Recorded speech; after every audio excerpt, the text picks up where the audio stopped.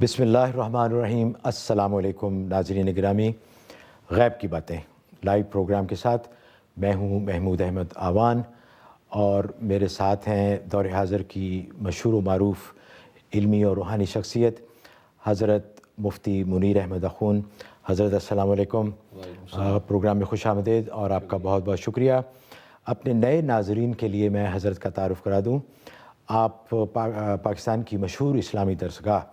جامعۃ العلوم الاسلامیہ Banuri town سے سند یافتہ ہیں، اور آپ نے علم و روحانیت میں اپنے وقت کی عظیم علمی اور روحانی ہستیوں سے بھرپور استفادہ کیا، جن میں ان کے والد ماجد قطب وقت حضرت مفتی نیاز محمد ختنی، اور دوسرے حضرات میں ان کے جو اساتذہ کرام ہیں حضرت مولانا سرفراز خان صفدر، شہید اسلام حضرت مفتی یوسف لدھیانوی، اور شیخ الاسلام حضرت مولانا مفتی تقی عثمانی قابل ذکر ہیں۔ ناظرین، جیسا کہ آپ جانتے ہیں کہ اس پروگرام میں ہم، اور خاص طور پہ ہمارے معزز مہمان حضرت مفتی منیر احمد اخون، آپ کے روحانی، آپ کے علمی، آپ کے نفسیاتی مسائل کی قرآن و سنت میں رہنمائی فرماتے ہیں اور بتاتے ہیں آپ کے خوابوں کی تعبیر۔ آپ ہمیں کالز کر سکتے ہیں، نمبر آپ کو نظر آئے گا اسکرین کے اوپر، اور آپ حضرت سے اپنے مسائل، اپنی پریشانیاں شیئر کر سکتے ہیں، اور انشاءاللہ قرآن و سنت کی روشنی میں ان کا حال بتائیں گے۔ تو حضرت، جیسا کہ پچھلے پروگرام میں اس کے اختتام پہ ہم نے ذکر کیا تھا کہ کمیونٹی میں ایک بہت بڑا مسئلہ ہے، ہماری تقریبات ہوتی ہیں، ہمارے فنکشنز ہوتے ہیں، جس کے لیے ہم ہالز کرائے پہ لیتے ہیں اور وہاں پہ انعقاد ہوتا ہے تقریبات کا۔ تو ہمیں بہت ساری ای میلز بھی آئیں اس سلسلے میں کہ جو ہال جن کے مالک غیر مسلم ہیں اور خاص طور پر ہندو ہیں، وہاں ان کو کھانے کا مسئلہ ہے کہ وہاں جو کھانا ہوتا ہے وہ جائز ہے، حلال ہے، کیونکہ وہ ان کے الفاظ پہ یا جو وہ کہتے ہیں ان کے ورڈ پہ ہی وہ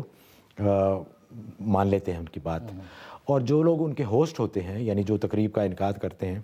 ان سے جب وہ پوچھتے ہیں اس بارے میں تو وہ کئی دفعہ ناراض ہو جاتے ہیں۔ تو اس سلسلے میں ذرا فرمائیے کہ اسلام کی روشنی میں کیا ہونا چاہیے؟ آیا وہاں کھانا جائز ہے؟ اور اگر جائز ہے یا ناجائز ہے تو کن باتوں کا خیال رکھا جانا چاہیے؟ نحمدہ و نصلی و نسلم علی رسول الکریم، اما بعد۔ جہاں تک غیر مسلم ریسٹورنٹ اور شادی ہالز میں کیٹرنگ کا معاملہ ہے، تو قرآن سنت اور شریعت اسلامیہ کا یہ فیصلہ ہے کہ دیانات میں، یعنی حلال حرام اور پاک ناپاک کے معاملے میں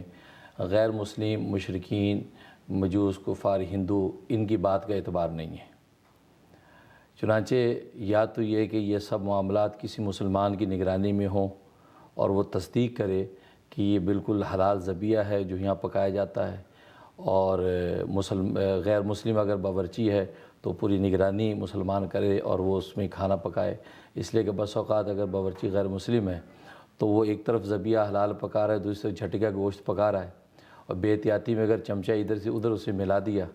تو وہ حلال ذبیحہ ناپاک ہو جائے گا۔ اور حضرت کئی دفعہ تو وہاں غیر ذبیحہ تو خیر دور کی بات، وہ خنزیر پکا رہے ہوتے ہیں۔ جی جی، بالکل بالکل۔ تو اس لیے یہ احتیاط ضروری ہے۔ یا تو مسلمان نگرانی، پہلی بات تو یہ ہے کہ مسلمانوں کو چاہیے کہ ایسے ریسٹورنٹوں میں، شادی ہالز میں اپنی کیٹرنگ کروائیں، یہ سب سے افضل ہے۔ سب سے افضل ہے۔ اگر یہ اس کی اجازت نہیں ملتی تو مسلمان بھی یہ سارے پروسیس کا ایک مسلمان نگرانی کرے کہ اس کی نگرانی کے اندر غیر مسلم باورچی احتیاط کے ساتھ پکا رہا ہے۔ اور اگر اس کی بھی اجازت نہیں ملتی تو پھر تیسری یہ ہے کہ مسلمانوں کو چاہیے کہ اپنے شادی ہالز کا انتظام کریں جہاں پہ آزادی کے ساتھ حلال کھانا پکائیں اور کسی قسم کا کوئی شک و شبہ باقی نہ رہے۔ حضرت، یہ تو آپ نے فرمایا ہے کہ ان لوگوں کے بارے میں کہ جو کہ ہندو ہیں یا جو اہل کتاب نہیں ہیں، جی جی، لیکن جو اہل کتاب ہیں مثلاً عیسائی یا یہودی، ان کے جو کیٹرنگ ہال میں، وہاں بھی یہی رول اپلائی ہوگا کہ وہاں اصل میں اہل کتاب کے لیے تو ہے، قرآن کا حکم ہے کہ ان کا ذبیحہ ہمارے لیے حلال ہے، لیکن چونکہ جو حالات ہیں، جو شنید ہے، تو اس سے ایسا لگتا ہے کہ یہ لوگ بھی ان پاک ناپاک میں احتیاط نہیں کرتے ہیں، لہٰذا ان کے یہاں جو ہے وہ پورک ہے مثلا وہ کھایا جاتا ہے، پورک والا آئل وہاں استعمال کر دیا، یا چمچ ادھر ادھر لگا دیا، یا چھری استعمال کر لی اس طرف، تو یہ بے احتیاطیاں یہ لوگ کرتے ہیں۔ تو اس لیے یہ اہل کتاب غیر اہل کتاب دونوں میں احتیاط کرنی چاہیے۔ اچھا، تو ناظرین جیسے کہ حضرت نے فرمایا کہ یہ بہت سینسٹیو مسئلہ ہے، کیونکہ اس وقت میرے علم کے مطابق نیو یارک ایریا میں بہت ہی کم ہیں، بلکہ نہ ہونے کے برابر ہیں کہ جو مسلمانوں کے اپنے کیٹرنگ ہال ہوں۔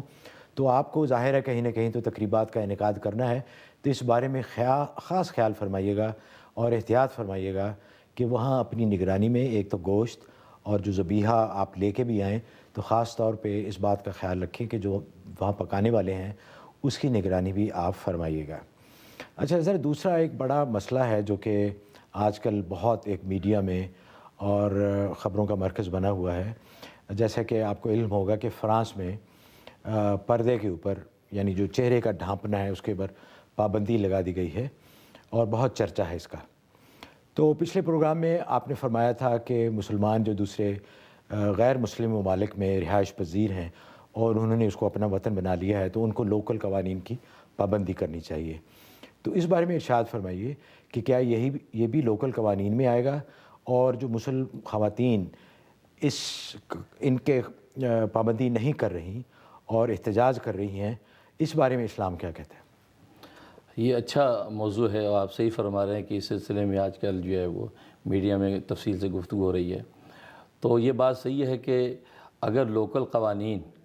قرآن و سنت اور شریعت اسلامیہ کے بنیادی اصولوں کے ساتھ متصادم نہ ہوں تو لوکل قوانین پہ عمل کرنا ضروری ہے، اور ان لوکل قوانین کے ساتھ مسلمانوں کا تصادم یہ درست نہیں ہے، یہ مصلحت عامہ کے خلاف ہے۔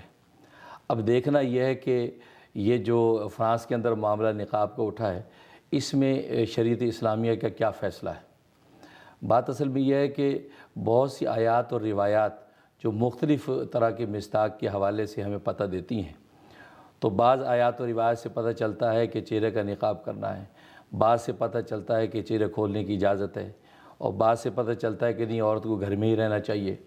تو میں سمجھتا ہوں کہ اس کے لیے سب سے بہترین فتویٰ اور فیصلہ مفتی اعظم پاکستان مفتی محمد شفیع عثمانی قدس سرہ کا ہے، جو انہوں نے جواہر الفقہ میں اور معارف قرآن میں ذکر فرمایا۔ اس میں انہوں نے اس پردے کے حوالے سے 3 درجے بیان کیے ہیں۔ فرمایا کہ عورت کے لیے پہلا درجہ تو یہ ہے، جیسا کہ آیات اور روایات سے پتہ چلتا ہے، کہ عورت اپنے گھر کی 4 دیواری سے پردہ کرے، گھر سے باہر نکلے ہی نہ، یہ پہلا درجہ۔ اور دوسرا درجہ یہ ہے کہ اگر ضرورت نکلنا پڑے تو اگر حالات خارجی سازگار ہیں، کسی قسم کے ضرر و نقصان کا اندیشہ نہیں ہے اور کسب معاش کا بھی کوئی عذر نہیں ہے، تو عورت کو چہرہ سمیت پورے بدن کو ڈھانپ کر نکلنا چاہیے۔ ہاں البتہ آنکھیں اگر ظاہر ہو جائیں راستہ دیکھنے کے لیے تو اس میں کوئی مذاقہ نہیں ہے، یہ دوسرا درجہ ہے، اور اس پر بھی آیات و روایات موجود ہیں۔ اور تیسرا درجہ یہ ہے کہ اگر ضرورت نکلنا پڑے اور خارجی حالات سازگار نہیں ہیں، ضرر و نقصان کا اندیشہ ہے یا کسب معاش کا عذر ہے، تو عورت چہرہ جو ہے کھول سکتی ہے، اور یہ عین شرعی پردہ ہے، اس میں کوئی گناہ نہیں ہے۔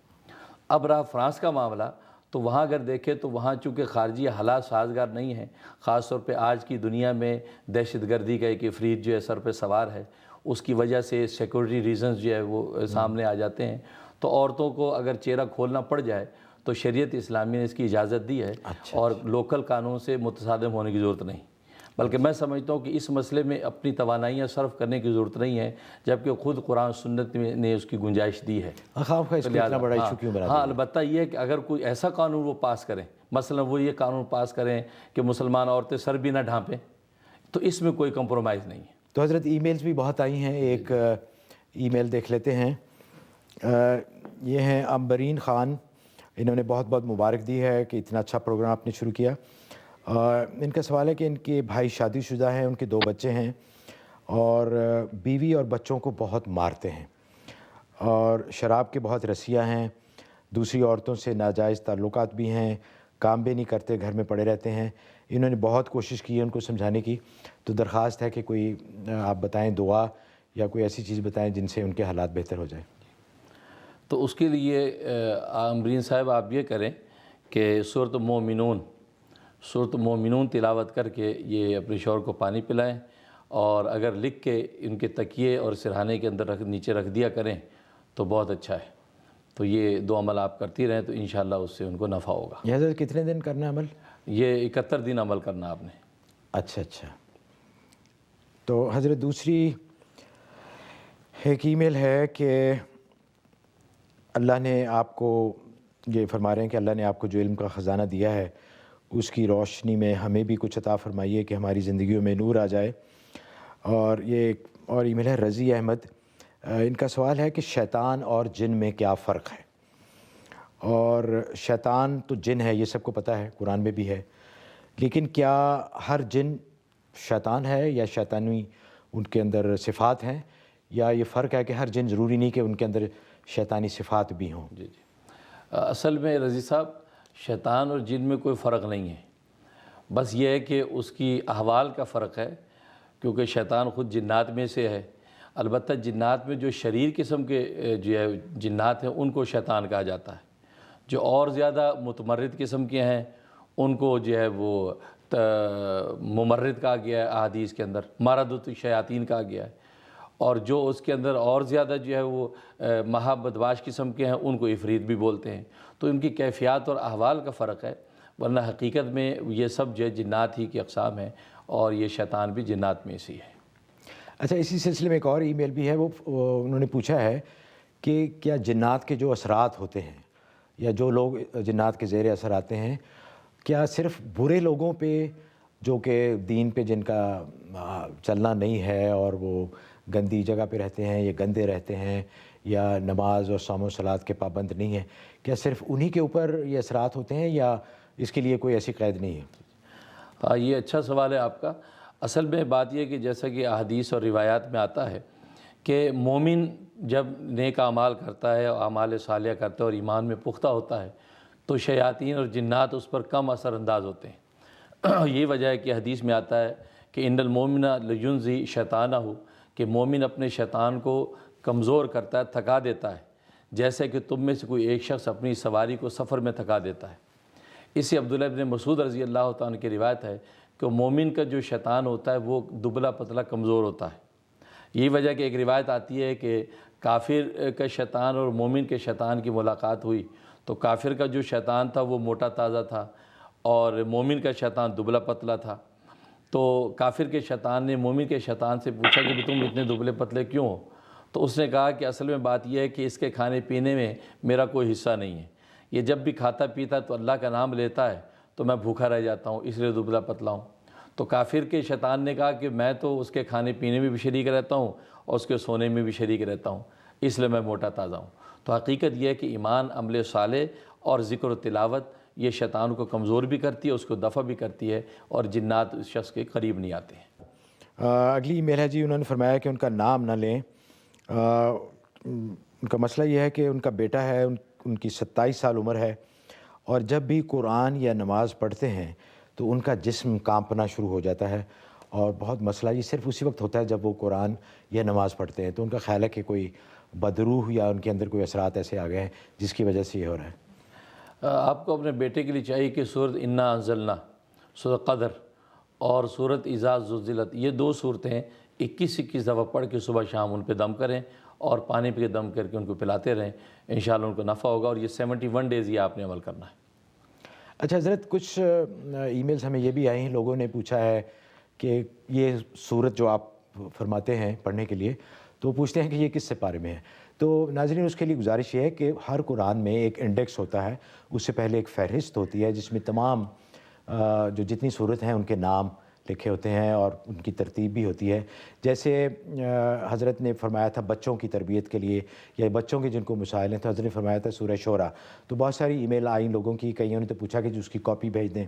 اور کئیوں نے پوچھا ہے کہ یہ کس سپارے میں اور کہاں پہ ہے۔ تو اس کے لیے گزارش ہے کہ تھوڑی سی تکلیف کریں اور قرآن کے شروع میں جو فہرست ہے اس کو دیکھ لیا کریں، اس میں ساری آپ کو معلومات جو ہیں وہ مل جائیں گی۔ اچھا حضرت، بریک پہ ابھی جائیں گے، تو اس سے پہلے ایک اور ای میل ہے۔ یہ فرماتے ہیں، انہوں نے کہا کہ ہمارا نام نہ لیں، انہوں نے کہا کہ بچے بہت بدتمیز ہیں، پڑھائی بھی نہیں کرتے، اور پھر وہی سورہ شعراء کے بارے میں پوچھا ہے انہوں نے کہ اس کی کاپی بھیج دیں ہمیں یا بتا دیں کہ کس بارے میں ہے۔ تو ان جنرل وہی بس یہ کہ سورہ شعراء میں نے ایسے بچوں کے لیے بتائی ہے کہ یہاں خاص طور پہ جو بچے نافرمان ہیں، بدتمیزی کرتے ہیں، تو سورہ شعراء کا عمل بہت مجرب ہے۔ یہ صورت لکھ کر ان کے گلے میں ڈال دیں یا ان کے سرہانے میں رکھ دیں اور یہ دم کر کے ان کو پلاتے رہیں، اور یہ سورہ شعراء 19ویں پارے میں ہے، اور وہاں سے یہ تلاوت کر کے وہ ان بچوں کو پانی پلائیں، انشاءاللہ نفع ہوگا۔ تو دوسرے ناظرین بھی جن کو بچوں کا مسئلہ ہے کہ وہ فرما بردار نہیں ہیں یا نافرمان ہیں تو وہ بھی سورہ شعراء جیسے حضرت نے فرمایا تو اس کا عمل کریں، یہ بہت ہی مجرب عمل ہے۔ تو ناظرین ایک چھوٹی سی بریک لیتے ہیں، بریک کے بعد پھر حاضر ہوتے ہیں